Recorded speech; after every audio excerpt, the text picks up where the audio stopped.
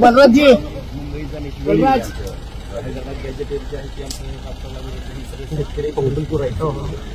त्यांनी खूप वाढून बसले साहेब आणि खूप तुम्ही बोलू शकता सीएम साहेब कारण तुमचं चांगलं जमतंय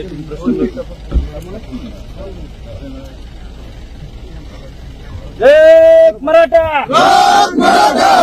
एक मराठा सकल मराठा समाज धाराशिव जिल्हा व तालुका धाराशिव जारोळा गाव ग्रामस्थांच्या वतीने आज केंद्रीय मंत्री रामदासजी आठवले साहेब यांना आम्ही आज